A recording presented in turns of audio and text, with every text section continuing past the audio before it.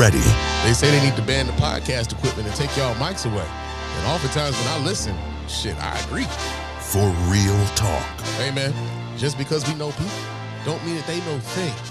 A lot of us was in the same classes with some of these folks. That don't mean they were passing these classes. All the time. It ain't the world leaving you behind, man. It's your line of thinking. You think the science stopped evolving because you stopped learning, and it don't work that way. I couldn't imagine voting for somebody who thinks identifying with me is identifying with a felon. That's crazy as hell. I'm Mrs. Spann, and I'm approving these messages. This is the Mrs. Spann Official Podcast. Let's go.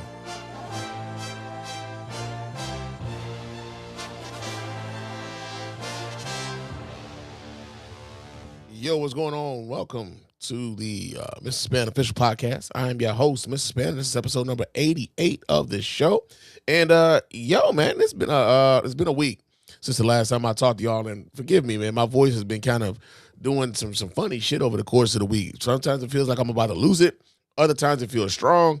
And like just now, it just felt like nigga, we gonna fuck with you tonight.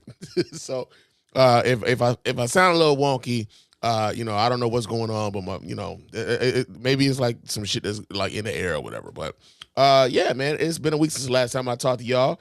And since the last time I talked to y'all, guess what, man? We had an anniversary. Yesterday, January 9th, was the 15th anniversary of the very first podcast episode I published on Podomatic when I used to do the show, The Spann Report.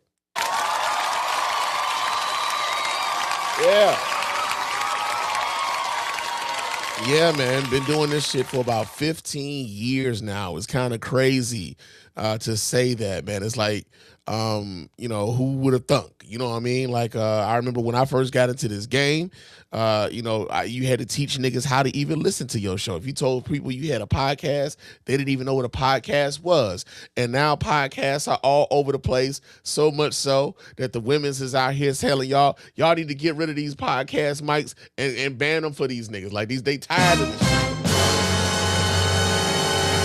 Y'all out here with a lot of bad takes, man. A lot of these guys out here with a lot of bad takes, man. The Red Pill podcast game done fucked it up for everybody, But honestly, though, I'm just like, I'm glad that I'm still able to do this shit.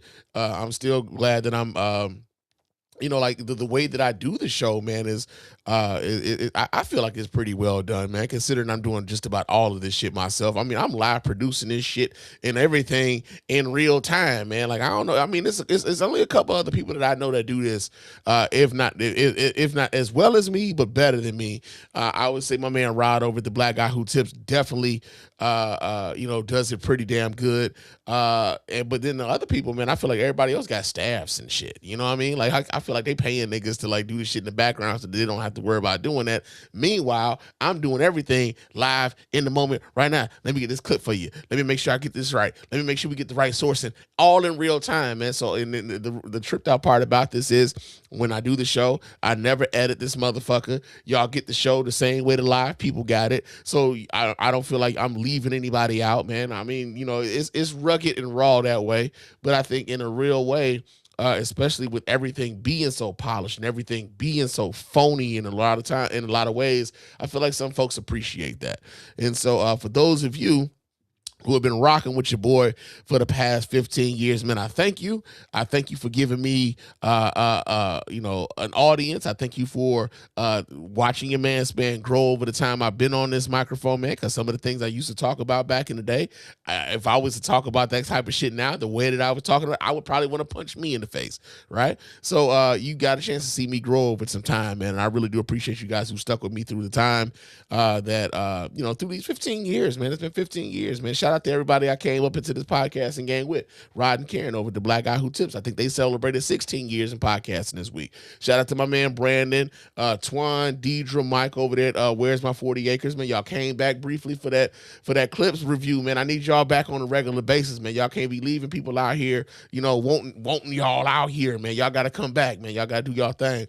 I remember I used to listen to a show called The Player Hitter Podcast, man. I don't know what the fuck happened to that guy, but I used to laugh and shit. I used to laugh like a motherfucker listening to his show. Back in the day, I used to listen to Tariq Nasheed when he had it wasn't the Player Haters Podcast. What was it? Mac Lessons, right? This is before this nigga rebranded and turned into some pseudo intellectual historian and shit. And now he's got like y'all voting against y'all fucking own political interests and shit with that foundational Black American shit. But it is what it is, man.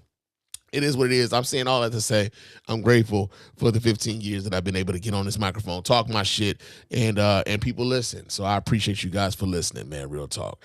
But of course, before we get into everything that's been in the news this week, I got to remind you guys how to get in touch with us over here at the Mr. Spann Official Podcast and let your voice be heard. You can go ahead and hit up that hotline at area code 313-288-0485. That's area code 313-288-0485. Go ahead, leave those voicemail messages. Those messages will get played here live on the show and responded to in kind. If you're watching us here live on Facebook and on YouTube, go ahead and hit up that hotline while we're doing the show. And of course, you can chop it up with your man Spann live while we're doing this, right? So that's area code 313-288-0485. You can also hit me up on Threads and Instagram. My name on both of those platforms is Mr._Spann. So go ahead, follow me there. Chop it up with your man Spann throughout the week. Also, leave us a 5-star review on iTunes and or Spotify. Those 5-star reviews are the ones that get right here live on the show. We really do appreciate everybody who does that. Doesn't cost you a dime, just a couple minutes of your time to let everybody know why you're rocking with us over here at the Mr. Spann Official Podcast and the Spann Report Podcast Network in its entirety. But also, there's another way for you to do that too. If you're watching us on if you're watching us on YouTube, you can go ahead and subscribe to the channel and like the videos when you watch the videos on YouTube, and also leave us a comment there, right? Let us know what you're thinking about what we're talking about here over at Mr. Spann Official. We really appreciate you guys for doing that, man. Your voice does matter here. We really would appreciate to hear from you guys, right? Now, if you do want to give us some money, though, I ain't gonna lie. If you do want to give us some money, there's a way for you to do that. And we want you to get something back in return for when you do give us money. So we do have a store. You can go to our store. The store link is in the show notes. Cop yourself some merch, man. Cop yourself a t-shirt. Cop yourself a coffee mug or a hoodie or something like that. I mean, shit, we even got hats in the store now too, right? So for those of you who really want to, rock with us and want to support what we got going on financially, we appreciate you guys for doing that. But also, you get something back in the form of some paraphernalia, right? So we really thank you guys for doing that, man. Real talk. But yo, man, let's get into it, man. Let's get into it because, like I said, it's been a week since the last time I talked to y'all. I thought, with the way I've been working lately, I thought I might have been able to get it to the mic a little bit earlier, but that hasn't been the case. But that doesn't mean that there hasn't been shit happening over the course of the week.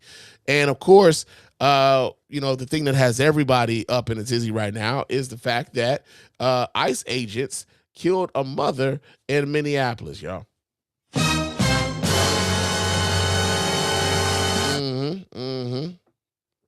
Yeah, that happened. And, one of the things about this particular story was that, like, it wasn't even just a social media thing. It was a, mass media thing of them showing this woman get killed over and over again, right? And so I've been wrestling with how to do this on the show because I don't necessarily want to show this woman being killed, right? But at the same time, it's as if I'll do this, right? I won't. So there's a video I feel like I do need to play. I don't feel like I want to play this for the sake of you watching this woman die. For those of you who are going to watch this video, right? Who are going to watch this, watch this podcast later. That's not what I'm trying to do here. I want to convey how needlessly this shooting was, right? Like, this woman did not have to die. And in some ways, I think part of the reason why the media has been so, I wouldn't say flippant, but so I would say probably a little bit judicious. Like they've been playing it a lot of the video of this woman being shot. Is because of the narrative that has been coming out of the White House and the Trump regime and everything else, right? So what I'm going to do is there's a new video that had been I want to say they paused it before they actually showed this woman being shot. So let me pull this up so you guys can see exactly what it is I'm talking about here. Hold on a second. Let me do this here. Let me pull this up so you guys can watch right along with your man Spann. So this is ABC News 7. ABC7 is like generic. I feel like there's an ABC7 all over the country, but apparently they have a new video where Renee Good is telling the ICE officers that she's not upset with him. Okay. So, and that goes to show just how unnecessary it was for that ICE agent to pull his gun out and shoot this woman. Right. So I'm gonna pull this up so you guys can watch right along with your man Spann here. Let me add this to the scene here. Let me maximize this so you guys can see. And let's see exactly what it is they're talking about here. Check this out. News is obtaining video today showing the moments leading up to and during the deadly shooting in Minneapolis involving federal agents. Behind the driver's seat of the maroon SUV, you see Renee Good. The video is believed to be taken by the ICE agent who fired the shots. Okay, so he's taking video before he pulls his gun. He's already interacting with this lady. They're having a conversation. And yet, somehow, some way, this woman ends up dead, despite the fact that they're having this conversation. And from what it looks like, she doesn't really look like she's really antagonizing these people at all. The maroon SUV, you see Renee Good. The video is believed to be taken by the ICE agent who fired the shots. Officers telling Good to get out of the car. She backs up, then forward, and shots are fired. The Department of Homeland Security says the ICE agent who fired the shots was hit by the car. Good was killed.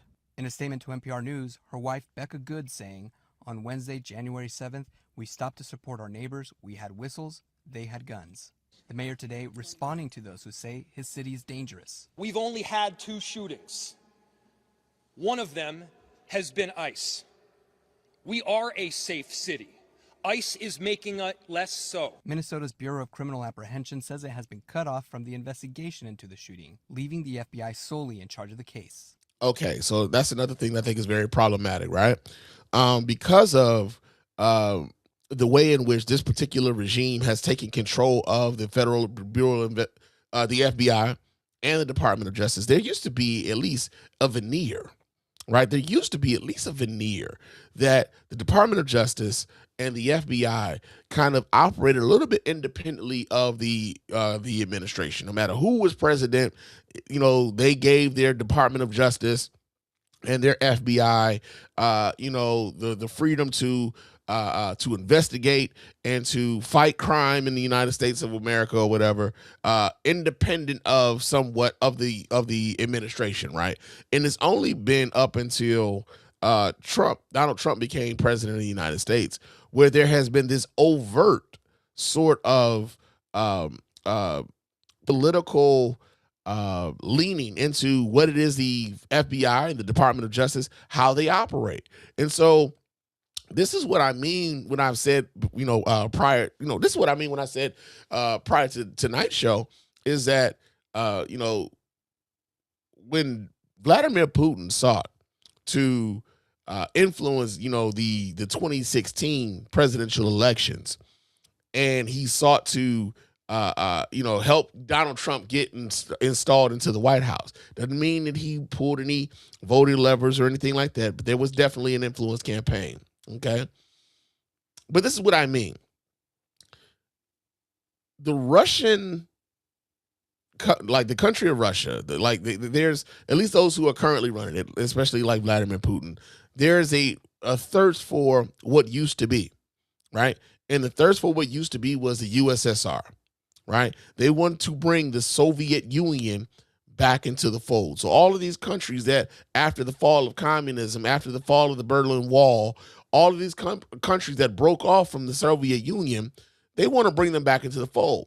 And so the United States has been kind of a thorn in their side ever since then, right? They blame the United States for a lot of this shit.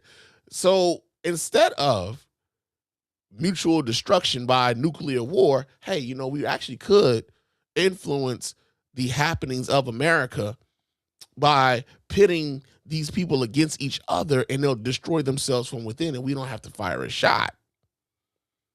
And so Donald Trump, being the malignant narcissist that he is, was very much willing to be a vessel for that. Because Donald Trump doesn't give a fuck about anything except Donald Trump. So long as it means that Donald Trump has some level of influence, some level of power, then Donald Trump only cares about what Donald Trump wants. He doesn't give a fuck about anybody else. And the weird part about this is that I believe that Donald Trump thinks his supporters are as stupid as the rest of us think that they're stupid. He said so when he said, I love the poorly educated, right? Now, the other part about this being, you know, like the whole Putin thing, is that now it's eroded people's trust in the institutions in America. You don't trust this investigation to come out on the up and up because, you know, the FBI under the thumb of Donald Trump, who's in his apparatus, has already come out with the narrative as about what happened. They tried to frame the narrative before we even knew the name of this lady, much like they tried to, you know, frame the narrative of what happened to Charlie Kirk. Nobody even knew who the fuck the killer was, but they already had a narrative as to who it was and why. They had a narrative and a motive as to why that happened, right? So the fact that the FBI is keeping out the locals from the investigation, it stinks. It stinks because no one trusts this FBI to actually be on the up and up. Our goal must be to ensure that a thorough investigation is completed at the local level so that our community can have transparency. Law enforcement officials tell ABC News the agent involved is Jonathan Ross, a 10-year veteran of ICE's Special Response Team. Vice President J.D. Vance saying on Thursday that the agent has absolute immunity. I can say that the ICE officer does not have complete immunity here. The fact that the vice president of the United States would come out and say after this dude shot someone, an American citizen, that he has absolute immunity is bonkers. It's fucking bonkers, yo. Real talk. Here in Minnesota, the governor called for a day of calm and unity. And in that statement today, Renee Good's wife said she is pure love, pure joy, and pure sunshine. Armando Garcia, ABC News, Minneapolis. Okay, so that was the Minneapolis affiliate of ABC, all right? So we got that going on. Now, here's the thing, right? And I talked about this before I played the video. But, you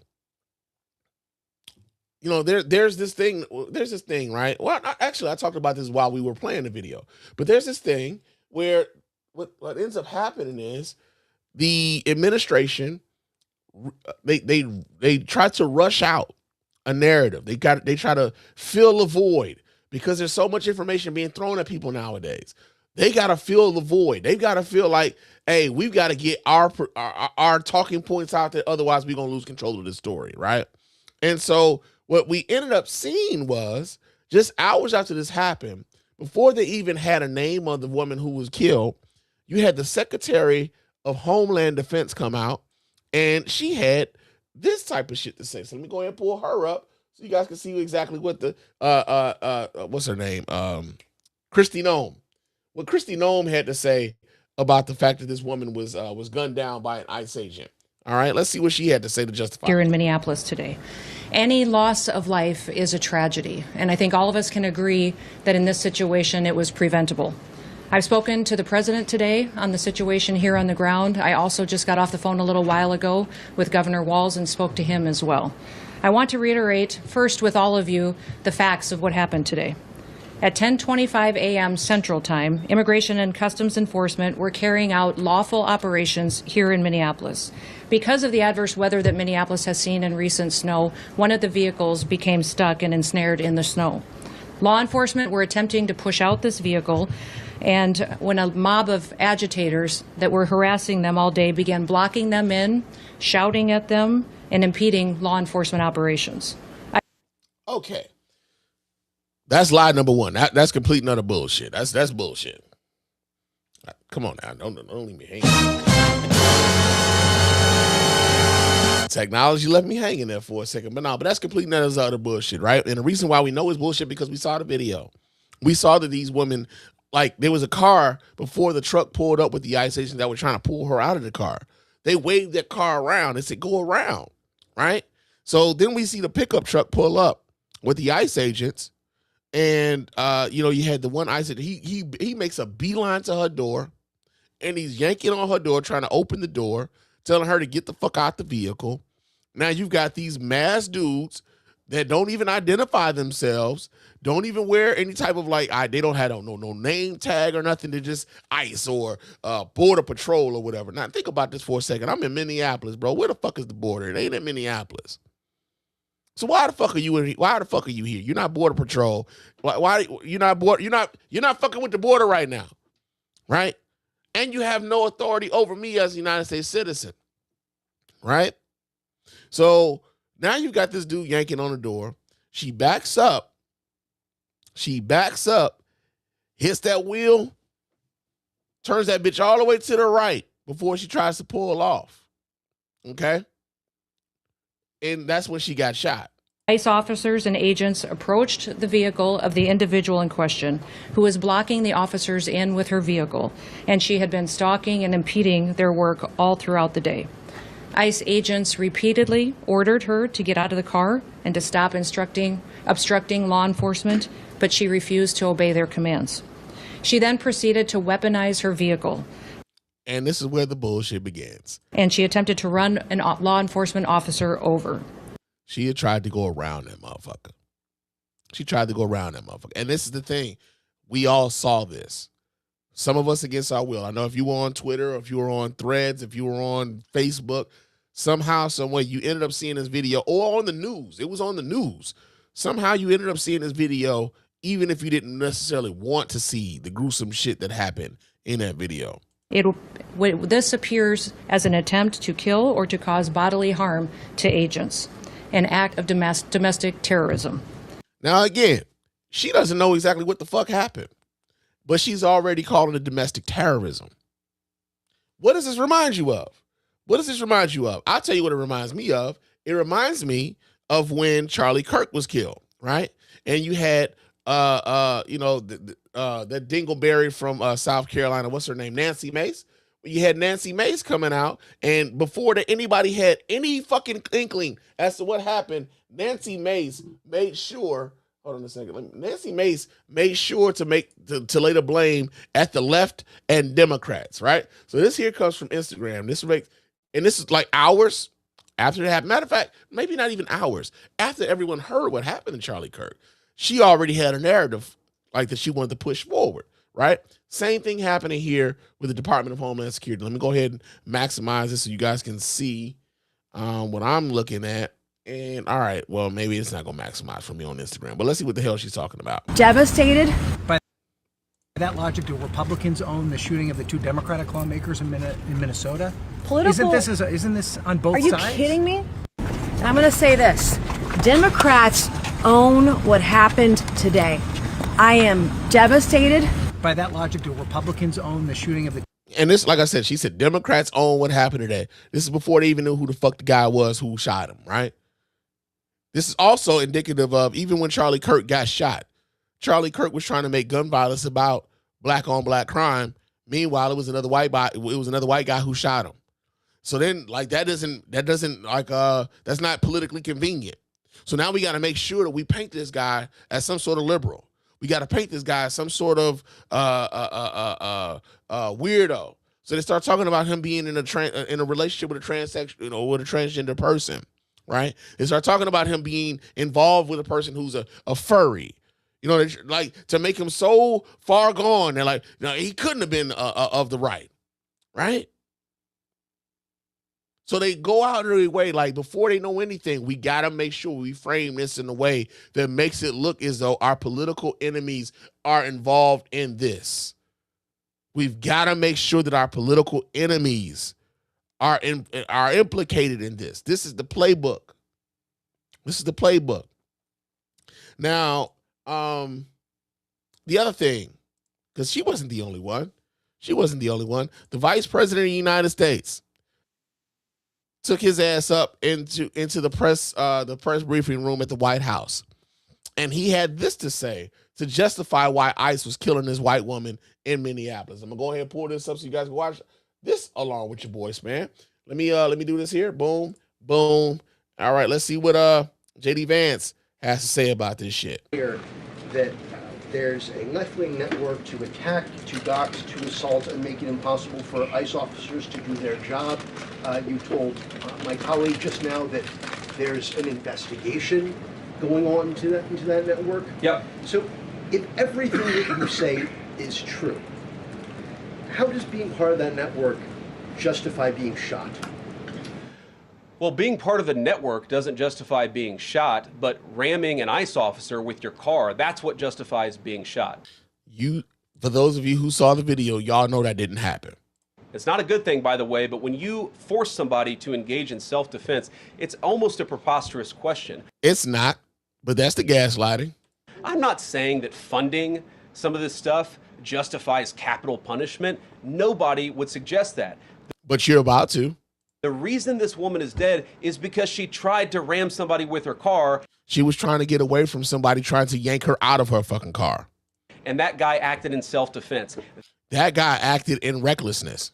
That is why she lost her life. And that is the tragedy. Now, there may be other violations of the law and other penalties that are associated with those violations of the law. For example, if you are funding violence against our law enforcement officers, I'm not a prosecutor. My guess is that's not the sort of thing that earns capital punishment. How do you fund violence against law enforcement when the woman who is in her car with her wife and they have whistles to alert everyone that ICE is in the area, that somehow, some way is a danger to ICE? Not arming up the neighborhood, not making sure that the neighborhood is filled with artillery and ammunition. No, just alerting. Hey, y'all, these motherfuckers is roaming around in our neighborhoods. Be careful. We seen them. There they go over there. But it should sure as hell earn you a few years in prison if you're funding the effort to try to assault our law enforcement officers. What is, I'm sorry, guys, what's going on here? You guys are meant to report the truth. And they are. And this is the problem this regime has with, like, the fact that they can't just say whatever the fuck it is. They're frustrated with the fact that they can say whatever it is they want, right? But we all have eyes and ears. We can see shit, and we can watch shit, and we can deduce for ourselves whether or not we believe a certain thing. Now, I know it can get funky, and it can be a bit distracting, and it can be a bit difficult in the age of AI. Sometimes, you know, like when it comes to AI, like I question whether or not are we all prepared for the onslaught that AI is about to put upon us, because you can't tell if that video is fake. You can't tell if that picture is phony. You can't tell if the music that you're listening to is an AI artist or not, all right? But when people are out here with their phones all day long and they got their phones out video recording shit, or they don't even have to have their phones. They got cameras all around their house. So they recording shit all around their house. You can't do shit. We are Big Brother. You can't do shit without something you've done being video recorded. If you're out in public, trust and believe you better understand that you're being recorded by someone somewhere. Trust and believe that. Don't ever believe that when you're out in public that you are out and enjoying your privacy in public. You're not. You are not. But what frustrates them is that, hey, they got a narrative they want to push forth. And they want the media to be complicit in pushing forth the narrative. Now, they do have some folks. They got some mouthpieces that will help them push the narrative forward. They got those. But everybody ain't on board. And that's the wrinkle in the motherfucking sheet for them. That's the wrinkle in the sheet for them. How have you let yourself become agents of propaganda of a radical fringe that's making it harder for us to enforce our laws? You see how he tried to flip that? You see how he tried to flip that? You are becoming agents of people who are pushing for propaganda. As he propagandizes this woman being shot by government officials on her street while trying to get away from them. Come on, man. The Trump administration thinks that their people are fucking stupid the same way that we think that they stupid. Because some of those Trump folks really do think, they're like, I mean, she had it coming, right? They think that. You just asked me a question that presumed that the reason why this woman died is because she was engaged in legitimate protest. She tried to run somebody over with her car, and the guy defended himself when that happened. Next question. Look, if people want to say that we should have a legitimate debate about, what was she really doing, right? Was she panicking when she drove into this officer, or was she actually trying to ram him? That's a reasonable conversation. What's not reasonable is for so many of you to plaster all over the media that this was an innocent woman and that the ICE agent committed murder. That's exactly what happened. That's exactly what happened. That's exactly what the world saw. And, like, you got to be a soulless motherfucking individual. You really do. You got to be a soulless individual to see that shit and then, like, try to frame it. You got to figure out a way to frame this as if the person who killed this woman is a victim, not the person that's dead with kids who will not have their mom coming home ever. Somehow, some way, this masked dude harassing two women in a Honda Pilot is the victim, fearing for his life. And he's got the vice president of the United States talking about how he's the one we should be worried about. Man, fuck you, bro. Fuck you, man. Which is what many of you have said explicitly and some of you have said implicitly. That's what I have an objection to. The idea that this was not justified is absurd, and I think everybody knows it in their heart. Yeah. What's absurd is the fact that the vice president of the United States stood in front of that podium and said that shit about a United States citizen being gunned down by someone whose only authority is to police immigrants, right?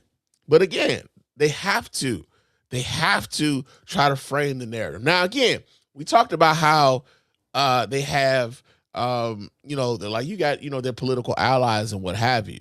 But that's not the only, those aren't the only ones. Like Nancy Mace and what's the other lady's name? The one that got caught like fucking around in the movie theater. I'm forgetting, doing a Beetlejuice show. Lauren Boebert. Like, I'm talking about them, them type of crazy motherfuckers.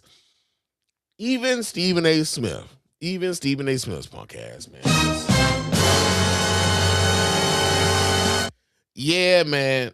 So Stephen A. Smith decided that he was gonna go on his show. Now I don't know. I told y'all, man, I'm only gonna talk about this bitch made motherfucker on my show anymore. But shit, man. Like, come on, man. Like, again, they need the mouthpieces. And so this is just another example of Stephen A. being a mouthpiece for the bullshit that this current regime is putting forth on the American people. So I'm gonna pull this video up so you guys can watch right along with your man Spann on a second while I do this here. But we get this here. This is from Mediaite. And it said that Stephen A. Smith insists that ICE agent was completely justified in fatal shooting in Minneapolis, but thinks he could have avoided it. Now, if he could have avoided it, is it really justified? See, that's that talking out of both sides of your neck shit. We don't like that type of shit over here, especially over here at the Miss Spann Official Podcast. We try not to. If I'm talking out the side of my, trust me, if anybody listening to the sound of my voice feels as though I'm talking out of both sides of my neck, pull my fucking coat, nigga. Pull my coat to it. Don't ever have me out here looking as stupid as Stephen A. Smith, man. Please don't. Please don't. But yeah, man, Stephen A. had this and shit. Let's see what it. Yeah, see, I saw the video. No. Oh, okay. So they go right to it. Okay. I was going to say, I'm not about to watch a whole hour and 34 minutes of this bullshit. But let's see what the fuck Stephen is talking about. On numerous occasions. And seeing what transpired from a lawful perspective, as it pertains to a law enforcement official, don't expect him to be prosecuted. He was completely justified. Yeah, that's bullshit. He was not completely justified. Now, the only thing that Stephen A. Smith is partly right about is that I don't know if I expect this motherfucker to be prosecuted because he already has a Department of Justice. The United States Department of Justice is already giving this motherfucker cover for what he is, for what it is he did. You already have the Vice President of the United States claiming that he was totally justified in what he did. You already have the Department of Homeland Security claiming that he was justified in what he did. Here's the caveat, though. Here's the caveat. That shit happened in Minnesota. That shit happened in Minneapolis. The county prosecutor in that, I don't know what the county of Minneapolis is, but the county prosecutor could definitely charge him with a crime. The city of Minneapolis could possibly charge him with a crime. Right? In much the same way that, like, say for instance, there was a lady in Colorado. I don't know her name right now. Like, but there was a woman in Colorado. She was a county clerk, and she bought into the whole Donald Trump election interference shit. And they sent her to jail for election fraud, right? Donald Trump calls himself pardoning her, forgetting the fact that his pardon doesn't mean a goddamn thing on state charges. Right? So she locked up still. They ain't let her ass out. They were like, nah, like this is state shit. Fuck out of here. You know what I'm saying? So the dude who shot Renee Good could possibly still face charges in the state of Minnesota if the state of Minnesota decides they want to pursue those charges against him. So that becomes the question, whether or not the state of Minnesota, the county prosecutor in the state of Minnesota, for whatever. Hey, I'm sorry. Hey, Google, what county is the city of Minneapolis in? The city of Minneapolis is located in Hennepin County, Minnesota. All right, that's Hennepin County, Minnesota. So if the Hennepin County prosecutor decides that they want to prosecute that ICE agent for shooting and killing someone in their jurisdiction, guess what? They could do that. The fact that Stephen A. Smith is out here talking about they were completely justified doesn't surprise me because it's him. Doesn't surprise me because it's him.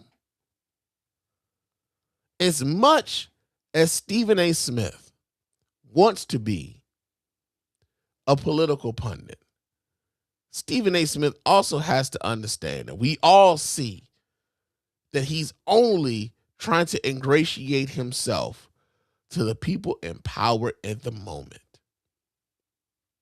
Right? There was a time, I remember when, like, I'm old enough to remember when Barack Obama was president of the United States, there was a plethora of black voices all across cable news, right? This is when we started seeing even black conservatives with like Michael, what's my man name? Michael Steele. Michael Steele ironically finds himself on MSNBC, which is now MS Now, the liberal station. But back then, he was only elevated to become chairman of the Republican Party as a response to having Barack Obama as president of the United States. We got to make sure we can find us a nigga that make sure we don't look racist, right? And you had a whole plethora of black voices rise up. This is where I start seeing Cornel West on cable news all the time. Start seeing Michael Eric Dyson on the news all the time. Start seeing Angela Rye on the news all the time. Start seeing Bakari Sellers on the news all the time. Like, these were the voices. Like, because we had a black president, these cable news stations started figuring, well, we need to get some more black people in these, and give them some shots, right? This is how we ended up. Like, I looked up, and what's that sister's name? Joy Ann Reid.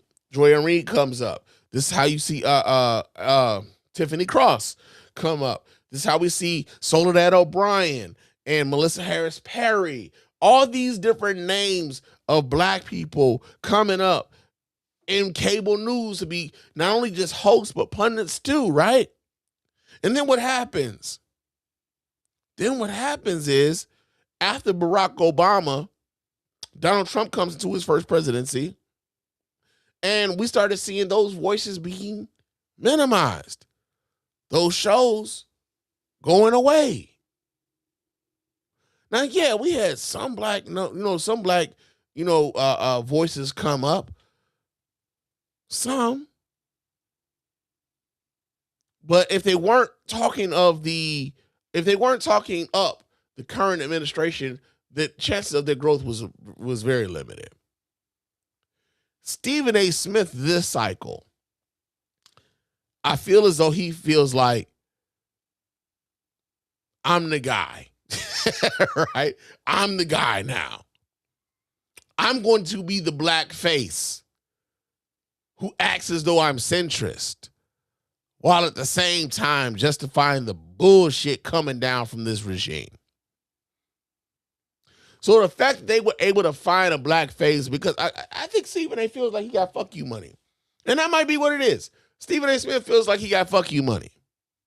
And if he got fuck you money, then he was like, well, this is what I really feel. Yeah, he was justified in shooting that bitch. And they're not going to prosecute nobody. That's where he's at. I feel like Stephen A. Smith feels like he has fuck you money. So because now Stephen A. Smith has fuck you money, you get to hear how Stephen A. Smith really feels about the shit. And this is who he's always been. So when Terrell Owens is calling out Stephen A. Smith saying, I feel like Max Kellerman is blacker than you, and he gets upset, that might have really touched the nerve, because everybody else is seeing the shit too, except Stephen A. Smith didn't think anybody else saw it. But for Stephen A. Smith to go out here and say that a Border Patrol ICE agent was justified in shooting a woman trying to get away from them, he just lines himself up with the very regime trying to frame the narrative. That's what he's doing.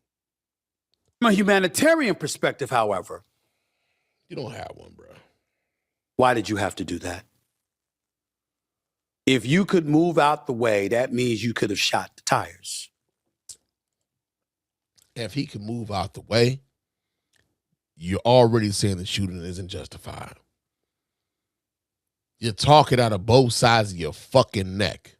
I'm sorry. Both sides of that goddamn hairline. All right, both sides of that hairline. Okay. I thought I had one there, man. My bad. That means you could have got her a few feet away after you shot the tires. And if you were unsuccessful in doing that, you could have got her down the road. You didn't have to do that. She wasn't driving down the road coming at you 90 miles an hour. She was parked in the middle of the street. And rather than get out the car, she wrongfully tried to drive off.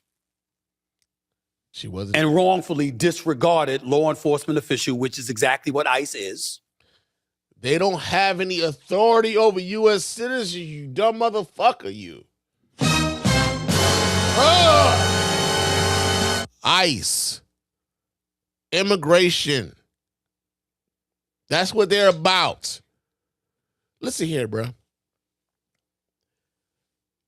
I got a problem with police when the police roll up on me in a goddamn pickup truck, because, nigga, typically y'all ain't in pickup trucks. So if you roll up on me in a goddamn pickup truck, I'm going to keep driving until I get to a goddamn public place. You got to make sure you prove to me and everybody around that you who the fuck it is you say you is. Right?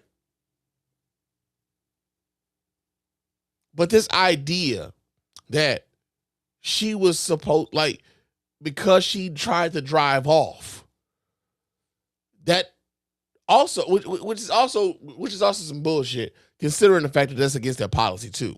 You can't just up and start dumping into a car because they're trying to get away from you. That's against the law too. So the idea that, and even with JD Vance are trying to promote that, the idea that this was justifiable, this is a justifiable killing because she tried to drive off, or he tried to run him over, despite the fact she was trying to drive around his. Y'all saw what happened. You saw what happened. And this bitch-made nigga here Is out here talking about he was completely justified in what he did, but he could have did something different. Nigga, shut the fuck up. Shut the fuck up. But yeah, man. Like I said, with right wing media and with you know, the ecosphere that is, you know, the current regime, the people that support them in the government, it doesn't surprise me. It doesn't surprise me that you'll have people now who ultimately are just telling us to our faces and to everybody's faces right now that all lives don't matter. Now, when I say that, I want you to understand why I am saying that. When black people were asserting, so y'all know, when black people were asserting that Black Lives Matter, we never heard the refrain that all lives matter until black people decided to assert that their lives did, right?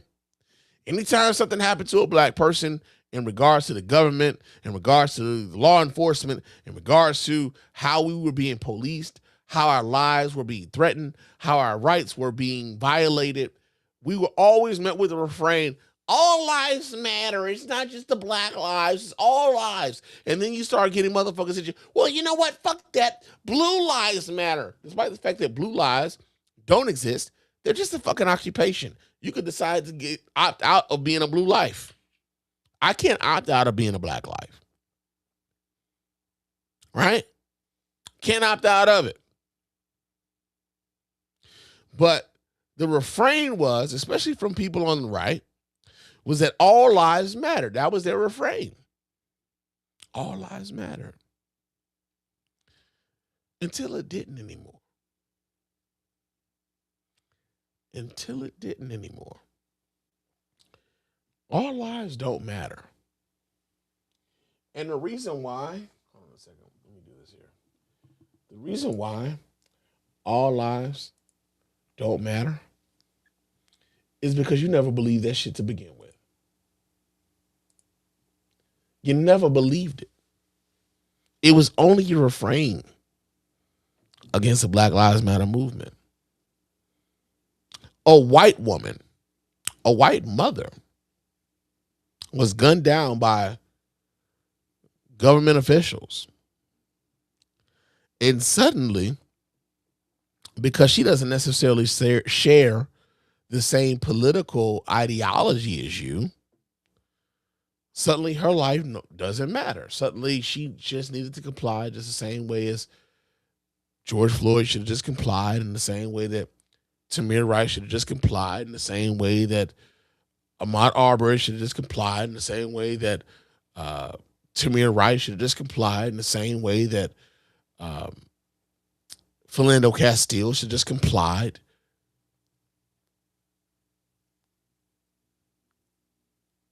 It never meant that all lives matter. Y'all didn't care about all lives.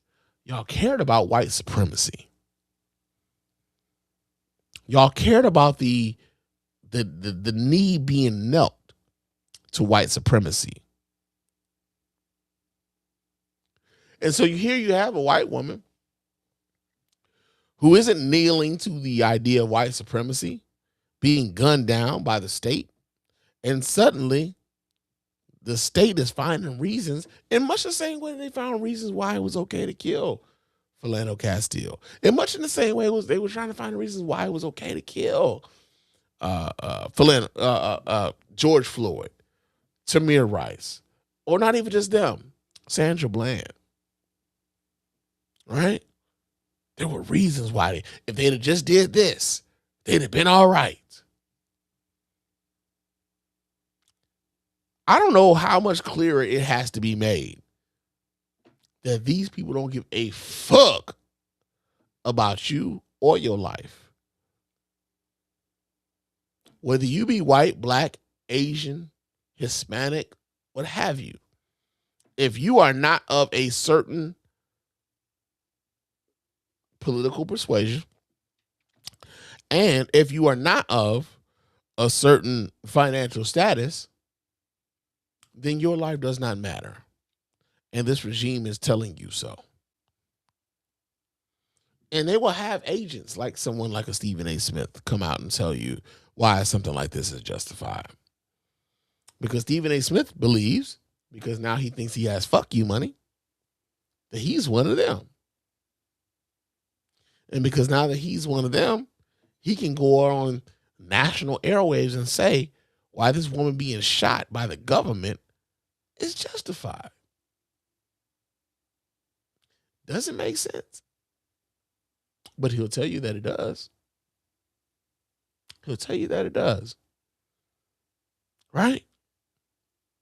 So I need people to understand that in this time, that if anyone comes to you going forward and they come up with that all lives matter bullshit, understand that it was always bullshit. But I think now is the time where some white folks are finding out that it was always bullshit. That it wasn't something that, it wasn't something that black folks were just making up, or that black folks were, being skeptical about without reason. They're finding out, they was on to something. They was on to something. The fact that a white woman in America was shot and killed by the state, and the state is trying to convince you that what you saw is not what the fuck you saw, should let you know that all lives never matter. Just the ones convenient to the people in power. That's it. And that's all. So yeah. My condolences to the Good family, man. I watching people contort themselves to talk about, well, what about Ashley Babbitt? Like, we didn't watch Ashley Babbitt try to break and enter into a restricted area in the United States Capitol and overthrow the fucking government. The same people who told you that Blue Lives Matter were the ones who were beating the fuck out of police when it wasn't convenient for them to overthrow a government. You don't see black people out here talking about overthrowing the government. We ain't doing that type of shit. I mean, largely, you hardly seeing black folks out here talking about protesting at all. And some white folks is in their feelings about that. But I tell you what, until enough white people recognize that the problem with this nation isn't just class, that it is about race, we're going to be stuck with this type of shit. We're going to be stuck with this. I wish I had an answer for it. I do not. I am just a pipe fiddle and a dude on the internet with an opinion. I wish I had the answer to this shit. For if I did have the answer to this shit, we wouldn't be going through this shit. But I don't have the answer for it. I wish I did. I swear to God. I swear I wish I did. I don't. The only thing that I try to do, especially when I'm here on this mic, is to try to inform folks as to what's really happening. I want you to be informed, man. I want you to know why it is this shit is happening, how it is that this shit is happening. I was having a conversation with a couple guys I work with. One of the guys is, I feel like he's kind of right wing, but he doesn't want to really come out and say it. But he talks about him being apolitical. And he said, well, both sides of the same coin, that type of bullshit. There's both sides of the same coin. And, I try not to pay that much attention to the politics, man, because it just makes me mad. And okay, I hear that. That could be legitimate in some cases. But in certain aspects, you'd be like, okay, you don't pay attention and you don't vote, but somehow you feel like you got it figured out. And you're not doing anything to stop anything. I feel as though like we have way too many motherfuckers like that walking around America who want to absolve themselves of any motherfucking responsibility for how we got where we are. And yeah, I feel like there's a thing where I feel like, yo, man, people by and large probably do agree on more things than they disagree about. Unfortunately, some of the things that people want me to feel want me to like kind of give a pass to are things that affect my community in a very disproportionate and negative way. And if you are expecting me to co-sign that, then fuck you. Fuck you, man. So, yeah, man. I'm like, again, to the family of Renee Good, my sincerest condolences. And I really do hope that her death does not go down in vain, and that maybe it sparks something in the people of this nation to get the fuck up and say, hey, listen, we can't allow this, man. We can't allow. I mean, if they could kill a white woman in front of everybody and reframe it as though she was the motherfucking problem, bruh, we are all fucked. We are all fucked. Especially if we can't motivate motherfuckers to get off the air and say, hey, man, that wasn't right, man.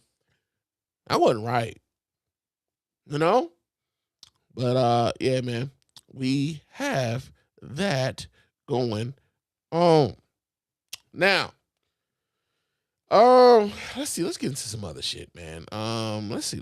Okay, I want to get into something. It feels a little light. It feels a little light, but it's also some bullshit too, man. So apparently there was this guy in Tennessee. He was getting hold on a second. He was getting arraigned for some shit. About to go to jail for some shit. And I guess because he thought he voted for Donald Trump, he was going to get off on the shit that he was in trouble for, right? So let me pull this up so you guys can watch Rolling with Your Man Spann. This guy was talking cash shit to the judge, man. I guess I'm going to have to talk to Donald Trump about this shit, right? So check this out, man. Let me go ahead and pull this up so you guys watch Rolling with Your Man Spann. Hold on. Let's see. We got this here. I'm not signing that. Okay, that's charges pending in both the magistrate court and general sessions. You've got a driving under the influence going to Spartanburg Magistrate Court, and you've got a failure to stop for a blue light and a grand larceny. Well, that's a lie because I took a drug test. I did a blood drug test, and it come back negative. Up to 30 days on the driving under the influence. Okay, well, I'm not doing that. Sign right here. I'm not signing that. Okay, that's what I need you to know. I'm also the traffic failure to stop for a blue light, no injury or death, first offense. Do you want to give me a phone number for your mother? Your mother's in the back. I'm not signing that either. You're not going to give me a phone number for your mother to be text message? No, that's okay. All right. If you fail to make your court appearance, and your court appearance will be held. I'm not going to court either. I understand that. Your court appearance will be held January 22nd, 2026 at 10 o'clock. Y'all feed me this garbage and feed lies and put this crap on TV and say I was driving under. Excuse me, I'm talking. No, you're not. I'm talking. Okay. Driving under the influence and drinking. Your bond is set at $902 I don't have no bond. cash I don't have no bond. And you've got a $20,000 cash surety bond on the failure to stop for a blue light. Well, I'm not signing either one. I understand that. So I'll contact Donald Trump if I have to. You'll now out him. All right. Okay. I guess I'll be contacting Donald Trump then. Yo, listen. Charges pending in both. This this is what's wild about this, what's happening in this nation right now. You got these motherfuckers so emboldened and they talking cash shit to the judge. He like, nigga, I ain't signing this shit. Fuck what you talking about. Y'all got this shit about me on the news. I guess I gotta contact Donald Trump. Nigga, somebody get to these white folks and tell them, hey man, Donald Trump can't get you out of the motherfucking state shit, bro. He can't do it. Oh man, hey.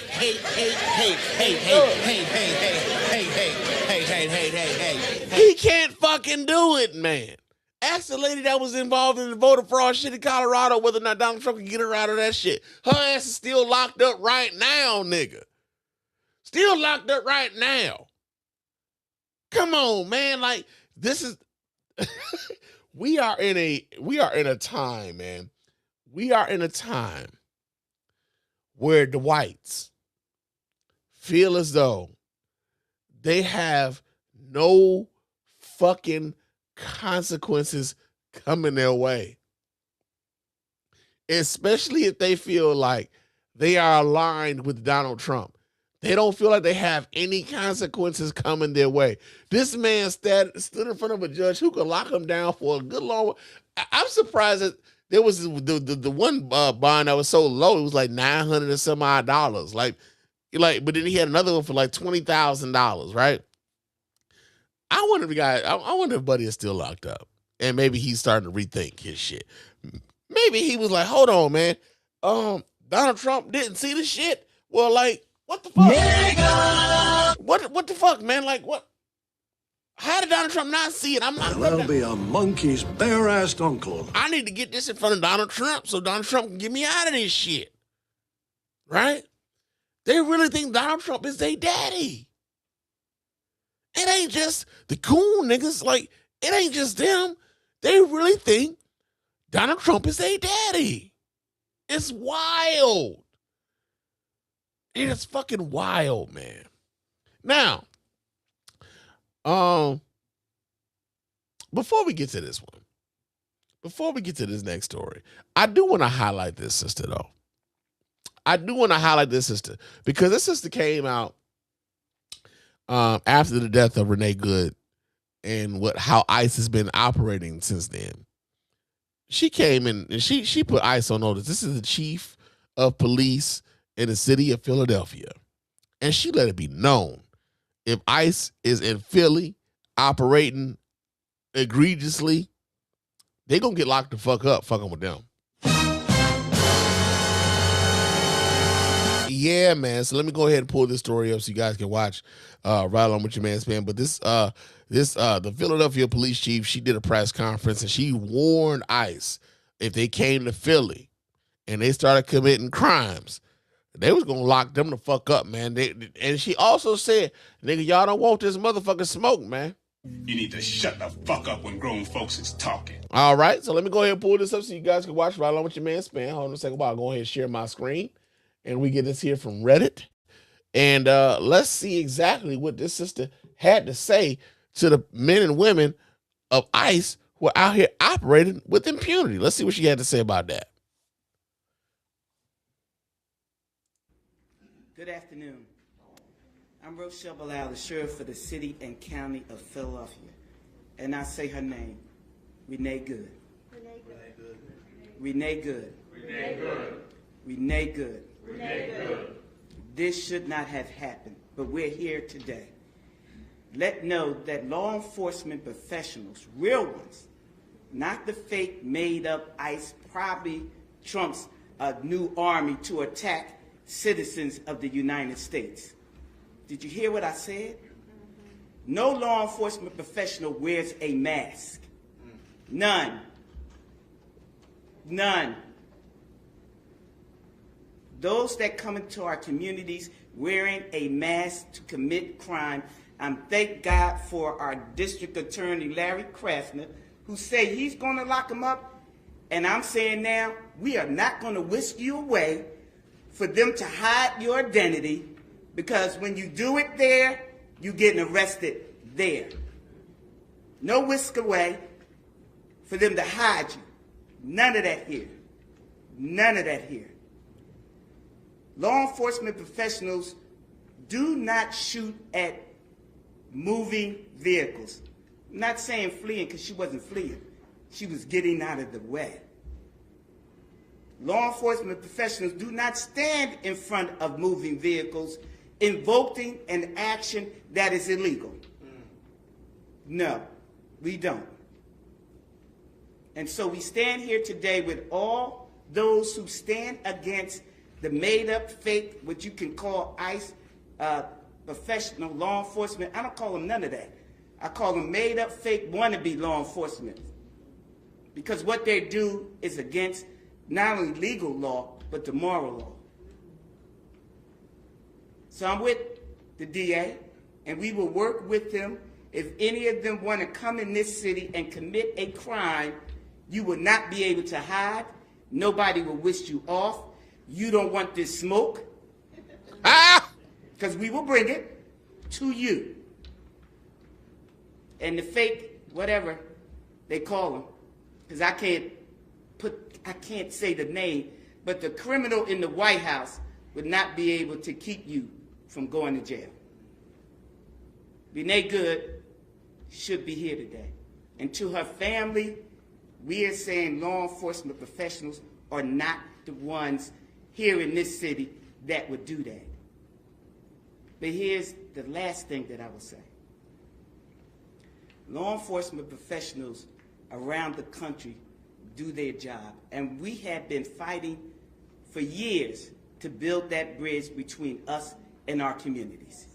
You have one negative nutcase that causes this problem, and now we all have to fight again to let people know law enforcement works with communities. These crimes would not be down if we didn't have communities work with us. Thank you.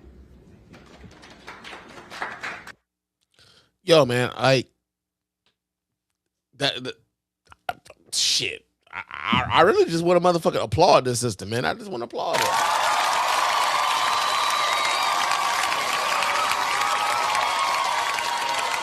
I want to applaud her because I know that, you know, there are going to be people who like want her to resign, that want to get her or put some political pressure on the city officials to get her out of her position, who will put some pressure on her as part of the county, because I believe she said she was the sheriff of Philadelphia County.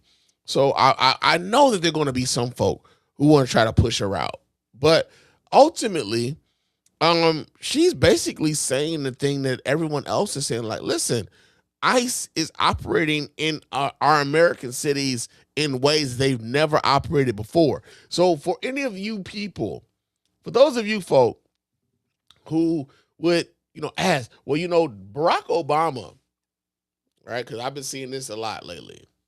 Barack Obama deported X amount of people and nobody protested. Nobody was in the streets. Nobody was upset about what Barack Obama was doing. You know what else wasn't happening? ICE wasn't just rounding up random motherfuckers.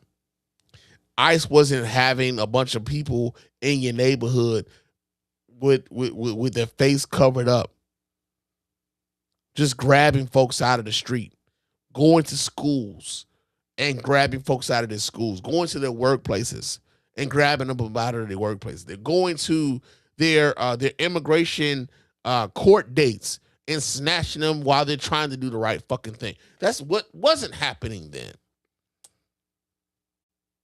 But somehow, some way, y'all think that there's an equivalence there, and there isn't.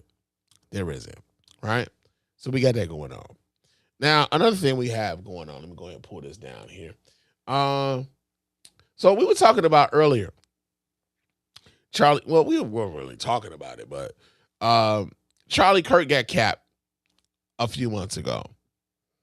And at the time, you know, the right-wing media ecosphere was trying to make it out as though Charlie Kirk was a political martyr, that Charlie Kirk was the second coming of Martin Luther King Jr., that Charlie Kirk was, you know, someone whom we should deify. And in the midst of Charlie Kirk being capped, there were some people who ended up losing their jobs for simply reposting the things that Charlie Kirk said, right? Now here's the tripped out part, right? They wanted us to act as though Charlie Kirk never said anything hateful. But if you repost the shit that Charlie Kirk said after he got killed, suddenly like, oh, no, you can't say that now because issues. And people were losing their jobs behind that, right? There was one professor from from Austin Peay State University in Tennessee, who ended up getting his job back. And not only did he get his job back, but he also got over $500,000 from the university, Nigga! Yeah, man. They had to get this man his job back, and he gave him $500,000. So we get this story here. Let me stop this here. Let me go back, let me close that, and let's go to the story here. We get this from WKRN.com. Is there a video attached to this? There is. So I'm going to go ahead and pull up the video so you guys can watch. Right along with your man Spann. Hold on a second while I do this here. And pull this up so you guys can see. All right, let's do this here. Boom, boom, boom. Let's see what they're talking about over there in Austin Peay State University. Massive settlement for an APSU professor suspended after sharing an article quoting Charlie Kirk. We just learned the university paid $500,000 to Darren Van Michael. Van Michael was suspended from Austin Peay State University back in September after he shared an article quoting Kirk's own thoughts about gun violence. APSU eventually decided to bring Van Michael back after an apparent threat of a lawsuit. The university is now paying him $500,000 to prevent any potential lawsuit, including First Amendment claims. The university also agreed to apologize for not following the tenure termination process. So they tried to get rid of this motherfucker for basically, again, saying the shit that Charlie Kirk was saying. Now, here's what's stripped out. The proponents of Charlie Kirk thought that Charlie Kirk was what Charlie Kirk was saying was righteous. Charlie Kirk gets clapped. People start posting Charlie Kirk quotes on social media, and those who would claim that they were allies and fans of Charlie Kirk took offense to those who were not fans and allies of Charlie Kirk, reminding them of the hateful shit that Charlie Kirk was saying. And the hateful shit that Charlie Kirk was saying, y'all thought was worthy of someone losing their fucking job. This is how much in the upside down we are. Charlie Kirk says some hateful shit. Someone kills Charlie Kirk. Someone who isn't a fan of Charlie Kirk reposts some of the hateful shit that Charlie Kirk says. The fans of Charlie Kirk, knowing that you aren't a fan of Charlie Kirk, seek to get you fired for posting the words of Charlie Kirk. Make that shit make sense. We are in the upside down here in America, man. I swear. We are in the upside down. We're posting the words of the person that you idolize can get me fired because you know I am not a fan of the person that you idolize, which means that you know that the words of the person that you idolize was some hateful shit. It doesn't compute. It doesn't make sense. It is not congruent to anybody with a fucking brain. But I'm glad that person got their job back. Real talk. I'm just glad they got their job back, man, because fuck these people. Fuck them. Real talk, man. Another fuck them goes out to the woman who from Venezuela who won the Nobel Peace Prize. She won the Nobel Peace Prize. I'm sure the Nobel Institute is wondering, like, man, what the fuck did we do when we gave this motherfucker the award? So y'all know that Donald Trump has been trying to get the Nobel Peace Prize through hook or by crook. He's trying any way he can to get his hands on the Nobel Peace Prize. And you know why he's trying to get his hands on the Nobel Peace Prize? Is because Barack Obama has one. Nigga! That's the only the fact that Barack Obama has one and he doesn't grinds his motherfucking gears, y'all. Does. Grinds his gears, right? But he thought he found out a way to get himself one of those Nobel Peace Prizes.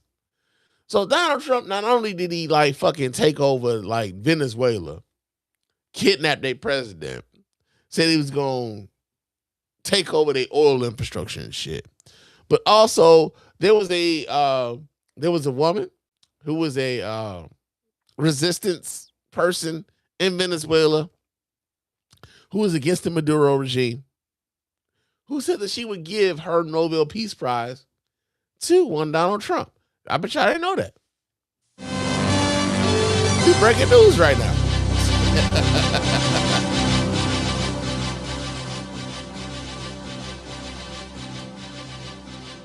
Yeah, we're breaking news right now. So Machado suggested that she would give her Nobel Peace Prize to one Donald Trump, right? And hold on, let me do this here because they don't want me to do this without the ads. These people are the goddamn ads. But anyway, she said that she would give her Nobel Peace Prize. Machado said that she would give her Nobel Peace Prize to Donald Trump. However, the Nobel Peace Prize institution was like, just like, not never, bitch. You can't get that shit away to nobody. You can't give it away to nobody. It's not transferable. All right. So we get the story here from Reuters, right?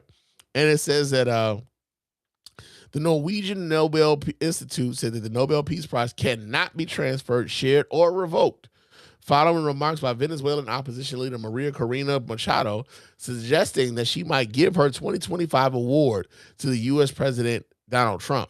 In a statement, the institute said that the decision to award a Nobel Prize is final and permanent, citing the statutes of the Nobel Foundation, which do not allow appeals. The organization also noted that committees awarded the prize do not comment on the actions or statements of laureates or laureates after receiving the awards. This is once a Nobel Prize is announced, it cannot be revoked, shared, or transferred to others, the Norwegian Nobel Committee and the Norwegian Nobel Institute said on Friday. The decision is final and stands for all time. On Monday, Machado, speaking to Sean Hannity on Fox News, said that presenting the prize to Trump will be an act of gratitude from the Venezuelan people from the removal of Nicolas Maduro, the country's president, who was captured last week by the United States. Did you at any point offer to give the Nobel Peace Prize? Hannity asked. Did that actually happen? She responded, well, it hasn't happened yet. Trump, who has long expressed interest in winning the prize and has at times linked it to diplomatic achievements, said that he would be honored to accept the prize if offered by Machado during a planned meeting in Washington next week. Machado, a former National Assembly member, was barred from running in Venezuela's 2024 general election by authorities aligned with Maduro. She backed a standing candidate who is widely considered to have won the vote, although Maduro claimed victory. Ballot audits by independent observers showed irregularities in the official results. Okay, so she tried to give the latest winner of the Peace Prize. She tried to give her Peace Prize to Donald Trump, and the Peace Prize, he was like, yeah. Not never. Yeah. You don't get to do that. you don't get to do that, and we not really trying to have that type of shit going on in what we got going on. But yeah, man, Donald Trump thought he had it. He thought he had. You got to be quicker than that, man. You got to be quicker than that, right? So we got that going on. As we're talking about Venezuela, though, Donald Trump, of course, invaded Venezuela, kidnapped their president. Talks about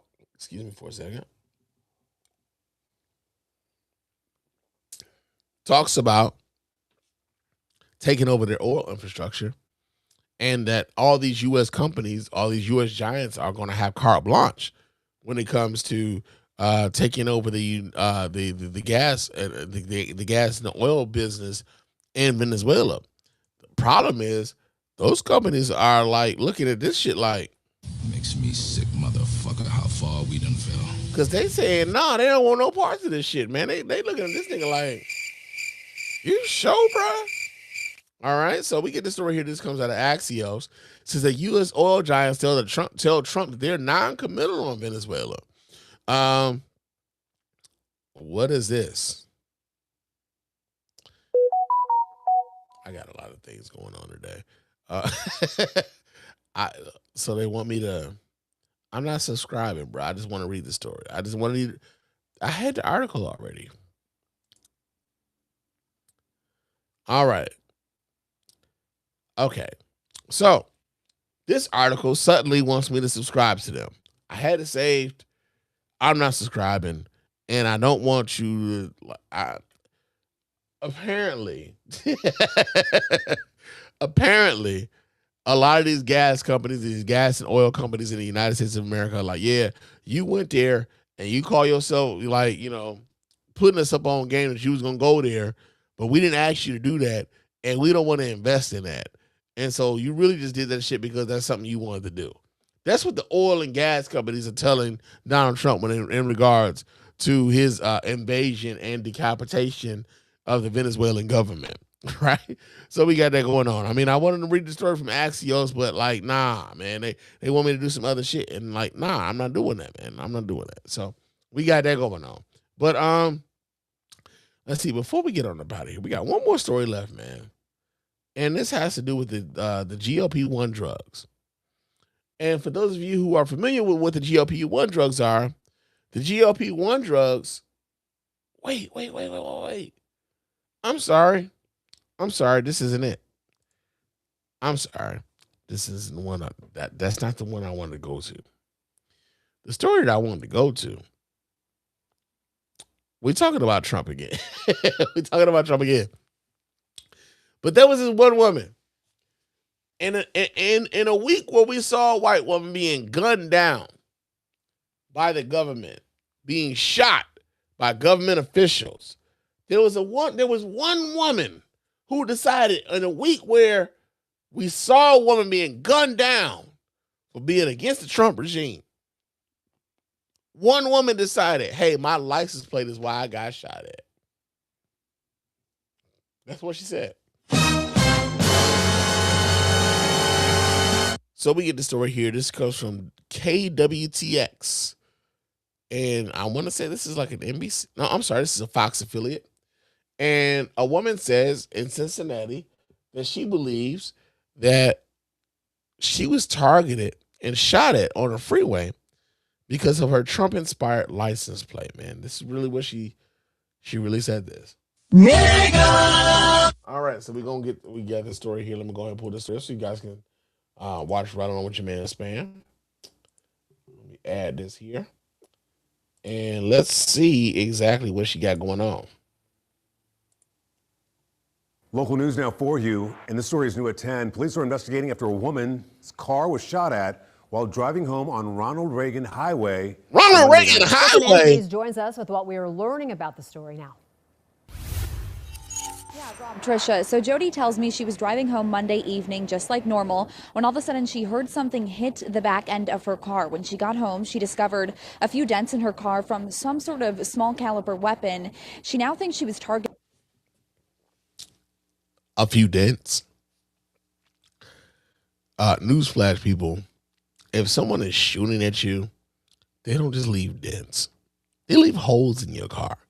Even a 22 long rifle will leave a small hole in your car. Not just a dent. Maybe there was some BBs. Or maybe it was some BBs. It couldn't have been a real firearm. It couldn't have been if it only left dents in your car. Because her license plate.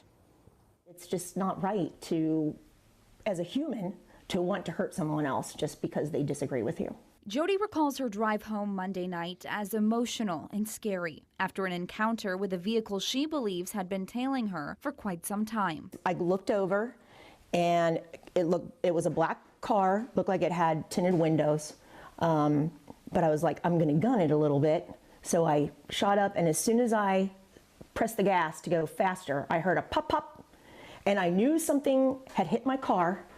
Did not know what, but as soon as that happened, this guy just tore off. She says when she arrived home, her and her husband discovered 2 small dents in her right rear bumper where the car was hit. She said this isn't the first time her vehicle has been vandalized, and she believes it's because of her license plate, which reads MAGA Girl. I've had issues in the past with people flipping me off, which is fine. So here's the thing. I got questions. I got motherfucking questions, right? Trump people. Anybody who's a Trump supporter listening to the sound of my voice right now, I got a question for you. I'm already questioning your vote for that sorry, sad sack of shit. I'm already questioning that. Why does your support for that dude become your entire fucking personality? Why does that happen? This woman has a Dodge Challenger or Charger with a license plate that says MAGA Girl. She's wearing a Freedom hoodie in this news story. Freedom, which we all know is, that shit that Charlie Kirk was about, right? Freedom. But then she also has a hat that's the American flag and FAFO. Fuck around, find out. Right? But this is shit y'all really appropriated from black folks. Just keep it a buck. Y'all didn't come up with that shit. That's our shit that y'all appropriated. Much like y'all tried to appropriate woke and make it something negative. But I refuse to let you bitch motherfuckers have it. But somehow, some way, you got 2 dents in your car. And it became a thing of someone shot at me. On a week where someone actually got shot and fucking killed by the Trump administration.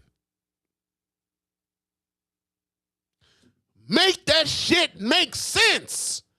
Man, woman, troglodyte, whatever the fuck it is y'all identify as. Because I respect those who identify as something different.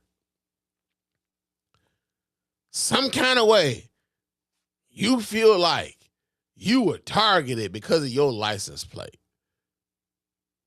Y'all try so hard to be victims in a time where y'all tell everyone else that their victim mentality is their problem.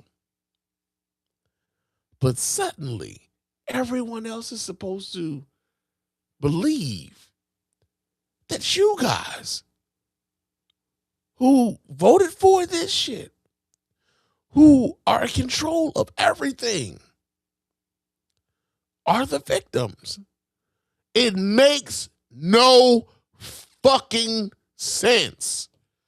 None. With people being behind me and honking their horn and yelling profanities, fine. That words don't hurt me. And I didn't really think there was nothing really to it until last night. And now I'm like, this is kind of serious now, that my license plate could trigger somebody just because I believe something different than somebody else, that it's okay to pull out. Here's the other part I think is very interesting. Those people who voted for Donald Trump, who believe in Donald Trump, who believe in the policies that Donald Trump espouses, think that it's as simple as, I just believe something different than you. And I shouldn't be, accosted because I believe something that's different than you. You know what? If you are a Christian and you are a Muslim, and you guys believe something different, but you respect each other's differences, and you don't, like attack each other or anything like that, or you don't advocate for, anything bad to happen to one another, that makes sense. But when you know that the policies that you are advocating for, the people that you are advocating for, who enact policies that negatively affect those around you, you don't get to act as though you are some sort of benevolent, innocent bystander in the process. No. It's not as though we are disagreeing on something as innocuous as pizza toppings. Hey, you know what? I like pickles on my burger, you don't. Oh, shit, that's it. Oh, we can kick it, nigga. I mean, you just don't put no pickles on my burger. But when you're telling somebody that because they are black, they are predisposed to violence, when you're telling someone that they are from the African continent, they're Somalian, and that they are predisposed to fraud, when you're saying that they're from the Haitian island and that they're eating the cats and the dogs, you don't get to act like you don't get to act as though you're innocent in that. Because your advocacy for the people who would promote that sort of bullshit denigrates everyone else.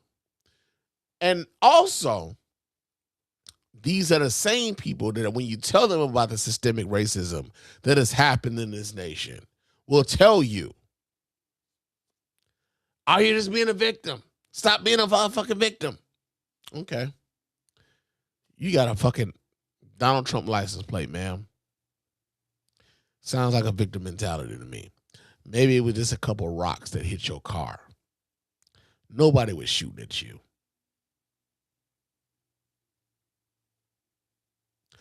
Shootings come with holes, not dents, in plastic. There's another white woman just this week who was shot at by the very regime that you support. And she's not going home to her children tonight. Meanwhile, you're on the news telling everybody, I'm a victim because of my license plate. Bitch, fuck you. With the sickest of all the dicks. Fuck you. A weapon of some kind and start shooting at random people that you don't know. Jody says she filed the police report on Tuesday and is hoping to hear from police on potential suspects. But she mainly wants to warn others to be aware of their surroundings always. Anything could have happened last night. That's what kind of hits me the most, is that I could have crashed. I could have been hit if they would have hit my window. And it's emotional. It gets you angry. But mostly I just want to fix it. So police did confirm with me today that they are investigating, but they had no additional details to share at this time. Reporting live in Springfield Township with photojournalist Chris Waldman, Brooklyn Andrews, Fox 19. Yeah, that sounds like a bunch of bullshit to me. You know what? I'm going to talk about the GOP's GOP1 drug thing tomorrow. I'm going to be back on the mic real soon. Trust me. Scott Sonner. I'll be back on the mic. I'm tired though, man. I've been talking a long time. But of course, it's time for me to get on about it here. But of course, before we do that, I got to remind you guys how to get in touch with us over here at the Mr. Spann Official Podcast and let your voice be heard. You can go ahead and hit me up at our hotline in area code 313-288-0485. It's area code 313-288-0485. Leave us those voicemail messages. Of course, those messages will get played here live on the show, responded to in kind. You can also you can also hit me up on Threads and Instagram. My name on both of those platforms is Mr. _Spann. So go ahead, follow me there, chop it up with your man Spann throughout the week. Also, leave us a 5-star review on iTunes and or Spotify. Those 5-star reviews are the ones that get right here live on the show. We really do appreciate everybody who does that. It doesn't cost you a dime. Just a couple minutes of your time to let everybody know why you're rocking with us over here to the Mr. Spann Official Podcast and the Spann Report Podcast Network in its entirety. But also, hit us up at our store. You can go to our store and watch. You can go to our store and buy yourself some merch. And it also helps us continue to do what we do over here at the Mr. Spann Official Podcast and the Spann Report Podcast Network in its entirety. But you get something back for it, man. So you can get yourself a hat. You can get yourself a t-shirt. You can get yourself a hoodie.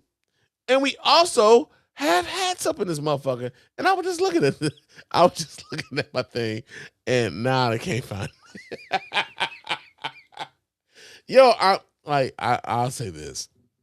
If you can't hear it, your man Spann is buzzing right now. So there's that. But yeah, it's about time for me to get on about it here. I appreciate you guys for for rocking with your boy Spann tonight. And I will talk to you guys again soon. But until the next time, fam. All right? Until next time, y'all. I said until next time, y'all. Peace.